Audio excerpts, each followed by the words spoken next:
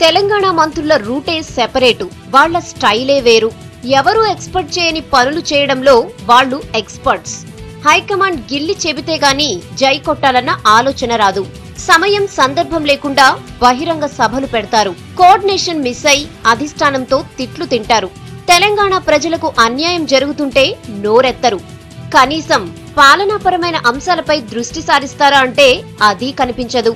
హైదరాబాద్, భద్రాచలంపై సీమాంధ్ర కేంద్ర మంత్రులు, ఆ ప్రాంత ప్రజాప్రతినిధులు సవాలక్ష కొర్రీలు పెడుతున్నా తెలంగాణ ప్రాంత ప్రజాప్రతినిధులకు చీమ కుట్టినట్టయినా లేదని విమర్శలు వినిపిస్తున్నాయి.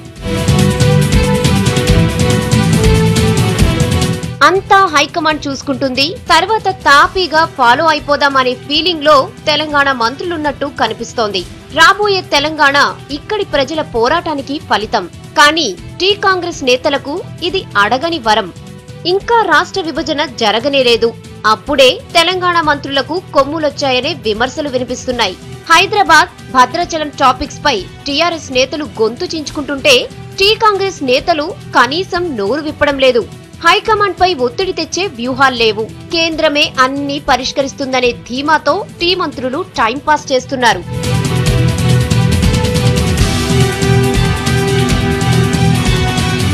ప్రజా సమస్యలపైన టీకాంగ్ మంత్రులకు మినిమం పట్టింపు లేదు. పరిపాలనపై దృష్టి లేదు. పొలిటికల్ ఫ్యూచర్ పై ఊహల్లో చక్కర్లు కొడుతున్నారు.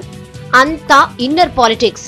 తెలంగాణ వచ్చాక ఎవరికేం పదవి కావాలనే సొంత లెక్కల్లో మునిగి తేలుతున్నారు. ప్రజల్లో కన్ఫ్యూజన్ తొలగించి క్లారిటీ కల్పించాల్సిన అమాత్యులు ఈ వ్యవహారాన్ని లైట్ తీసుకుంటున్నారు. సీమాంధ్ర నేతలకు కౌంటర్స్ వేయడంలో అట్టర్ ఫ్లాప్ అవుతున్నారు.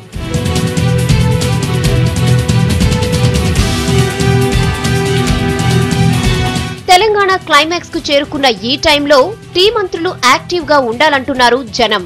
టీ బిల్ గండం ఇంకా ఉందన్న సంగతి మరచిపోవద్దని హెచ్చరిస్తున్నారు.